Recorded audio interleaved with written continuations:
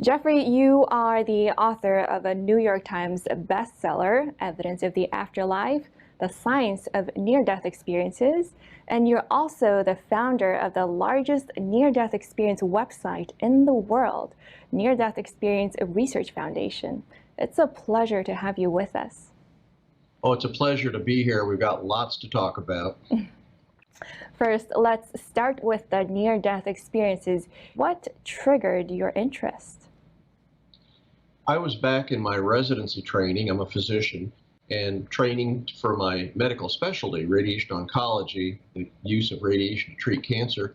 This was over a quarter century ago when the internet didn't exist and we had huge bound volumes of medical journals. I was flipping through a prominent medical journal called the Journal of the American Medical Association, looking for a cancer-related article, and completely by accident, I found an article that said near-death experience in it. And I was puzzled. I'd never heard of that before, so I stopped and read the article and was immediately fascinated. I mean, how can you not be fascinated by wondering what happens after we die? But reading this article, it was a prominent cardiologist, a heart doctor, who had studied patients that had their heart stopped, cardiac arrest, had near-death experiences, and when their consciousness separated from the body, by the dozens, these people were able to very accurately describe what was going on, with details about their resuscitation that would have been impossible for them to know. And I was absolutely amazed at this, started my research in near-death experience shortly after that, and now have accumulated over 4,000 near-death experiences on the website, the largest research database in the world. The very first near-death experience I heard in person really stuck with me. Here was a person who didn't even know they had a near-death experience, and yet they had so many severe allergies that they were under anesthesia and coded. Their heart stopped. And at that moment, their consciousness rose above their body, and they were able to see and hear the frantic efforts of the operation team trying to bring her back to life. She then went through a tunnel, went through the other side, had what we commonly see in near-death experiences called a life review, and then had a very detailed, stunningly visual experience with a lot of the common features we see in a near-death experience, and then boom, returned to her body. She later validated that what she saw, while she was not only under general anesthesia, but also her heart had stopped, that was very well documented at that time. What she saw and heard was accurate down to the finest details. Once I heard that, I got to thinking, if this happens, if this is consistently happening, this changes about my view about the world and the universe we live in. There's some bigger picture going on. You come from a scientific background, and your dad was a scientist at a university. Could you tell us more about that? Sure. My father was a chair of pharmacology at the University of Iowa. We literally, in our dinner family gatherings, would hear about his research. And so for all my life, I mean, even from being a small kid, I was really enmeshed in hearing about research. Gosh, I didn't understand it when I was young. I finally did when I went to medical school. But from the very beginning, we were a very science-oriented family, a very family where you really say, what are the facts, what's the evidence, and really focused on that. We also had a religious side, we attended church, but ultimately it was, in our family, it was the strong belief in science as being a very important tool to understand the reality of this world we live in. I kind of was aware that there was God and there was an afterlife, but I knew as a scientist it wasn't based, my understanding or belief in God and afterlife was not based on the same type of facts that I believed from science. And so it was a little bit of a discordant for me, and yet I sort of had that sense there's God, there's an afterlife. I think, well, over 90% of people in this world believe in God. And I think I sort of had that same sense that the vast majority of people in the world have. You sort of have a census there, you understand it. It's really like a faith at that point in time. And that's what's so exciting. Now that I have near-death experience research that I've studied so extensively, I can say now more than ever, my belief in God and belief in the afterlife is based on a mountain of evidence, stronger evidence actually than I would use for very common medical decisions to treat our patients with cancer. The evidence is that strong. Now, you have interviewed thousands of people from all over the world who have had these experiences, and some see a bright light, others go through a tunnel, and still others experience a review of their life. Are those experiences influenced by the part of the world they're from or their religious or non-religious beliefs? Great questions. All of those, what you call elements or characteristics of near-death experience, we see hundreds of times. To my amazement as a researcher now, after studying thousands of near-death experiences from all over the world, we've translated portions of our research website with the questionnaire into over 30 different languages. So we've literally had hundreds and hundreds of people sharing their near-death experiences from everywhere, including non-Western countries. And there's no question, based on this extensive review, by far the largest cross-cultural study of near-death experiences ever reported, that near-death experiences are strikingly similar no matter where on earth they occur, no matter what their prior belief system is, and even if they're very young children. It's still amazing to me this day, based on very powerful evidence, and it doesn't seem to make any difference whether you're, say, a Muslim in Egypt or a Hindu in India or a Christian in the United States. Wherever on earth you have a near-death experience, the content, what happens, is strikingly similar. Very interesting. Now, you said that you discovered many of the accounts shared a similar description of God. Can you fill us in who or what is God? I was fascinated by the very common descriptions of people being aware of or encountering God or a supreme being during near-death experiences. So I went to the effort of studying God that was described or that people were aware of in 277 instances of sequentially shared near-death experiences. And so over and over, I was seeing that people would describe God very consistently. A lot of times they say that God is an earthly word, and what they encountered was so powerful, so wonderful, that no English or earthly word in any language could possibly describe the overwhelming love, connection, majesty, knowledge of this being that they encountered during their near-death experience. So if you take a step back and be aware that language gets in the way when you study God in near-death experiences, about 45% of people, when I asked a very direct survey question, said that they were aware of or encountered God or a supreme being during their near-death experience. So it's fairly common. It's not at all rare for people to do that. And in the 277 near-death experiences describing God or encountering God, amazingly consistent. God is over and over again described as being overwhelmingly loving, caring about them, loving them for who they are, all they are, everything they are, a very strong sense of non-judgment, a very strong sense of overwhelming knowledge, and many describe God as being aware that God had a creator role. So that, and certainly God is variably described by far most commonly as being a light unlike anything in their prior earthly life. Beautiful, if you will, a mystical type of light. But God has been described in near-death experiences in different forms. Not terrifically surprising if you understand that during near-death experiences, this isn't a geographically separate sort of like three-dimensional realm like what we live here on Earth. This is a realm that is non-physical. Time doesn't seem to exist. It seems to be a radically different realm than what we know in our earthly life. So it's not surprising to me that God, as they over and over and say, is aware of it, God being an infinite being, can appear in a variety, even infinite number of ways. Could you share some of the experiences that people have told you? You've interviewed 4,000 plus near-death experiencers, and so what were some of the most amazing things that they've shared? In the over 4,000 near-death experiences I've studied, I think one of the more amazing ones that I actually interviewed this person personally. This was a person who was born totally blind from birth. And to this lady, vision was unknown and unknowable. You cannot describe vision in terms of the remaining four physical senses of the body. I tried, it's impossible. And yet, this person was involved in was traveling with someone driving them home from they had a singing career. a person who had listened to her was driving her home involved in a very bad auto accident. So for the first time in the life this person had vision was during her near-death experience. As is often described in near-death experiences, consciousness first rises above the body, and from that vantage point you can look down and, as she did, saw her physical body down below.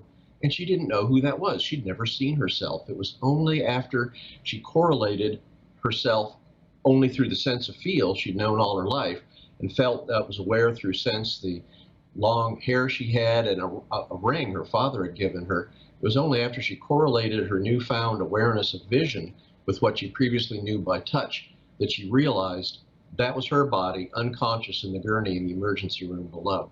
She went on to have a stunningly highly visual near-death experience, a life review, travel to an unearthly, or if you will, heavenly realm. And as part of her vision, interestingly, she described what many near-death experiencers describe, and that's 360-degree vision.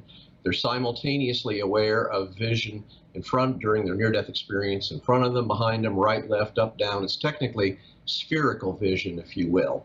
And interestingly, as I interviewed her, I tried to tell her that those of us in her earthly life could only see things in what you might call like a pie-shaped visual field because of the location of her eyes in her head. And she literally laughed because her only life experience was what a number of other near-death experiencers described with that spherical vision.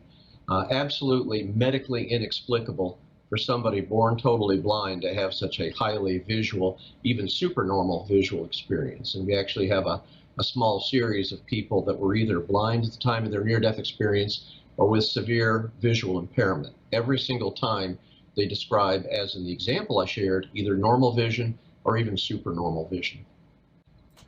That is fascinating. Did any of these people experience anything negative? Was it all just positive and light and love? Mm-hmm.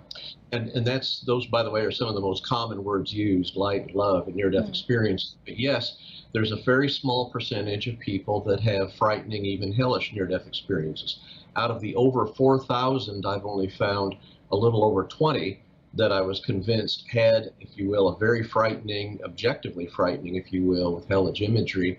And I think it's important to understand about that. First of all, they're extremely rare. I've co-authored a recent scholarly article that was published that they're so rare that you could actually question whether indeed they exist. I think they do exist, but that's just the beginning of the story. Even though they're objectively frightening, when people recover from the near-death experience and learn and grow from it, they'll often say, I had issues in my life where I needed, if you will, a kick in the pants.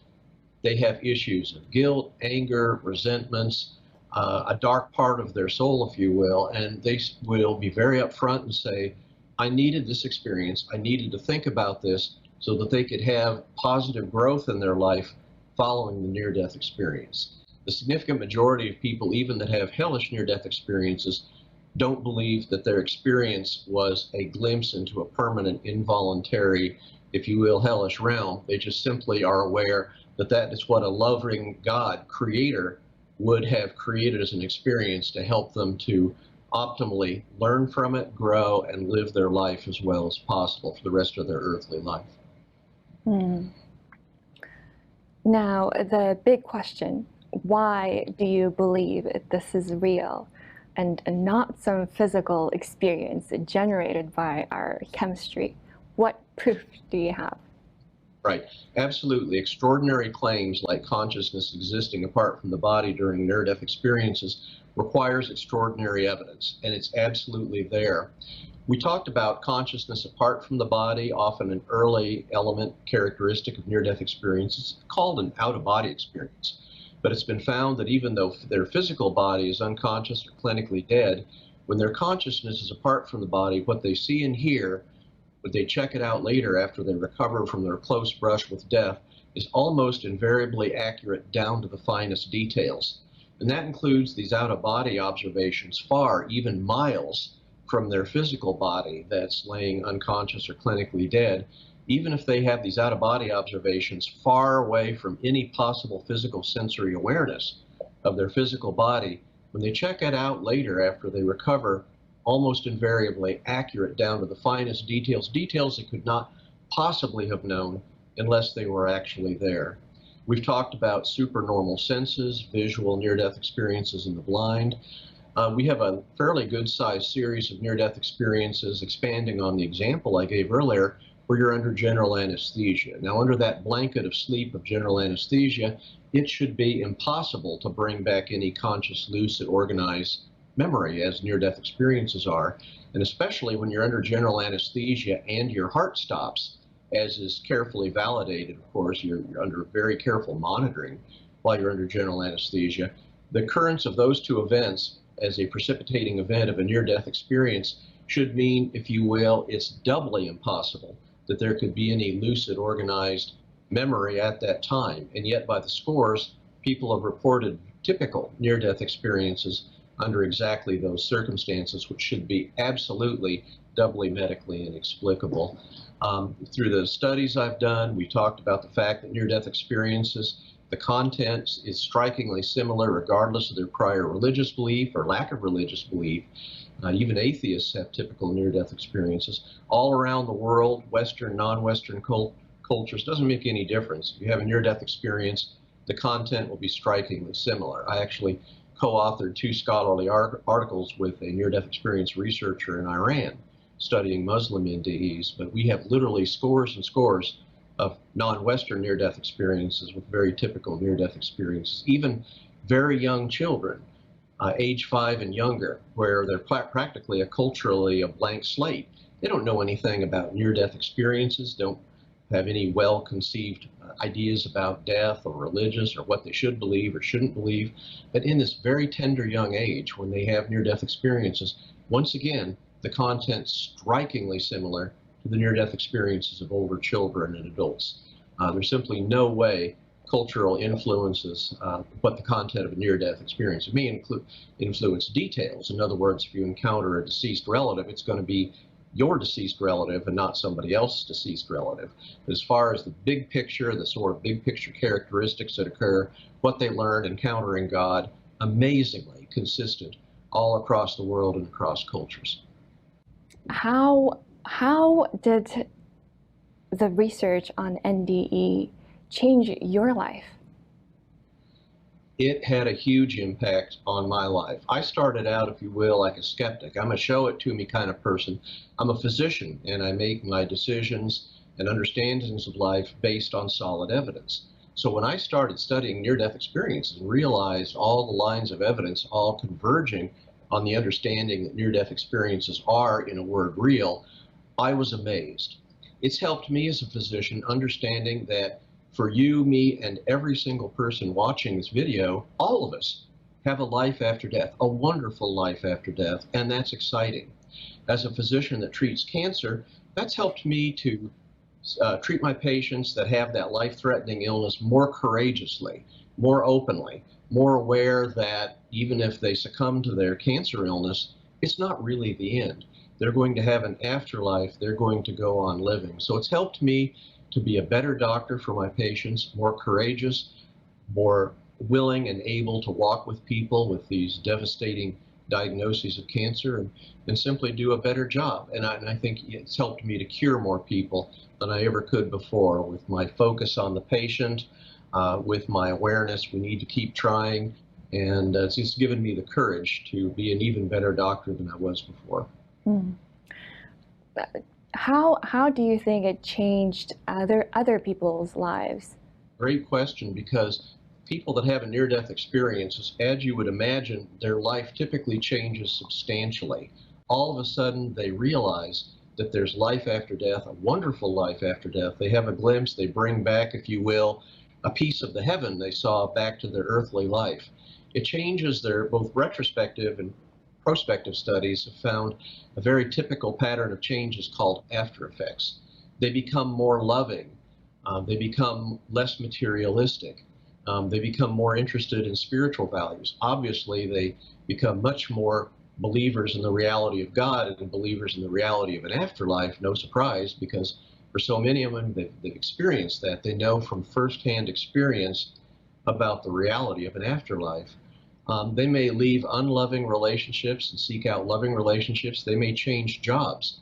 Many near-death experiencers go into the healing professions with their newfound values. So it's made, typically makes a huge impact, more of a change following a near-death experience in their values and beliefs than, to the best of my assessment, any other single life event. It's that significant when people have that. Now, when you have a near-death experience, it may take years from the fully integrate what happened in the near-death experience and make those changes in their values and beliefs. But the overwhelming majority of near-death experiencers do make those major changes. And interestingly, throughout the rest of their life, which is often decades of life, the change in values actually increases over time, as you would expect for somebody that is convinced based on their own personal experience that their near-death experience was real. What role do you see NDEs playing in our understanding of consciousness and the nature of reality? That is super. There's no question that consciousness during near-death experiences is beyond any possible medical explanation. When you're comatose or clinically dead, heart not beating, not breathing, you shouldn't have any remembrance at all. And yet here are people, when they have near-death experiences, typically saying their consciousness is more lucid, more alive, if you will, than their regular routine earthly life. And yet their consciousness can move, travel faster than they could even physically in their earthly life. They can visit these unearthly, if you will, heavenly realms, bring back some remarkably consistent observations about that unearthly, if you will, heavenly realm. In the near-death experience, for example, getting into consciousness, communication almost invariably is what we would call telepathic. They're sharing thoughts with other beings extremely rapidly in a way that there's no possible ambiguity or confusion or ability to misinterpret, which we're so used to in our typical earthly communication. This is a realm on consciousness and near-death experiences where they say time is either radically different or doesn't exist at all. So it's a very different realm of consciousness and perception during near-death experiences than during earthly everyday life. And as I've said, it's completely different from near-death experiences. Consciousness is completely different from what we've known all of our lives. And that's what makes near-death experiences so exciting in consciousness studies. No question, based on thousands of observations, that all of us, we have that ability, that kernel of consciousness that can exist in a way that is completely more full, more aware, consciousness moving more rapidly than we're ever possibly aware of in our earthly life. What are still some of the doubts that skeptics have about NDE? Yeah, skeptics, that's interesting with regard to near-death experience. Over 30 different skeptical explanations have been proposed over the years about their skeptical explanations of near-death experience. I've heard just about every cultural, psychological, physiological, skeptical explanation that you can possibly imagine. Over the years, skeptics have proposed over 30 different so-called explanations of near-death experience. The reason there's so many, over 30, is very simple. That is, skeptics themselves as a group can't agree on any one or even several skeptical explanations of near-death experience that make sense, even to the skeptics themselves. I've run across virtually every cultural, psychological, physiological, skeptical explanation that you can possibly think of. And the reason there's so many of them is the skeptics simply can't point to any number of skeptical explanations that explains anything that we're talking about today about near-death experience, let alone the totality of all these different lines of elements of, if you will, proof of near-death experience and the things that occur. Skeptics aren't even close to explaining anything that happens during a near-death experience. How has the public's understanding of the near-death experiences changed since you began your research? I've been researching near-death experiences for over 20 years, and I'm happy to say that there is a substantial change over that several decade period. Back when I started, people weren't sure about near-death experiences. They didn't really think that was possible, didn't believe them. But now there's been so much good research that's been done. There's actually well over 200 scholarly articles published in some of the world's leading medical and scientific journals. So it's not really a a fringe or out in left field type of a study. It's very well respected, and there's a lot of good studies and investigations published regularly. But in addition to that, over the 20 years I've been studying near-death experiences, the public has become much more aware of what near-death experiences are and much more accepting of the reality of near-death experiences. And I think part of that too is that people in this day and age are much more open about sharing their near-death experiences. 30, 40 years ago, some doctor may have inappropriately called them crazy. Not today. Pretty much all the medical staff knows that near-death experiences exist, they're real, and as a result of that, I think people are sharing them more with their healthcare team, with their family, with their friends than they ever would have done decades ago.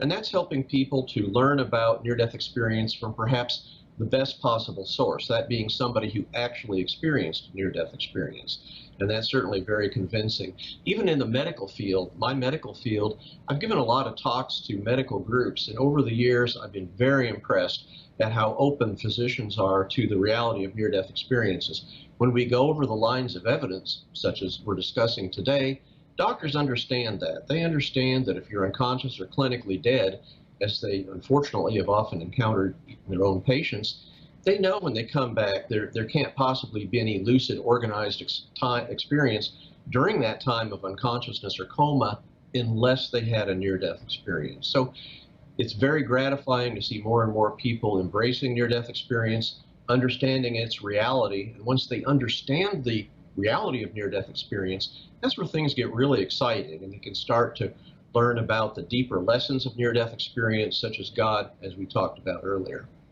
Going into a little further into your research, can you describe your approach to studying near-death experiences? Right. The approach has been to set up a very detailed website survey. At the current time, we have over 80 different questions. So we ask a great deal of questions about demographic background, many questions about the near-death experience itself, what happened, and then how it changed their life. So that's been our methodology. Fortunately, many articles have found that internet website-based surveys are as accurate, as reliable as a traditional pencil and paper surveys filled out by the people that actually had it. So we're confident not from the results of our survey, and may I add, they corroborate very nicely with the results of other people that do near-death experience researches. So I'm confident what we're seeing, the information we're getting is indeed very accurately describing what occurs during near-death experiences. And again, the larger number you have, the more people you study, the more confident you can be in the results of the survey, the results of the study.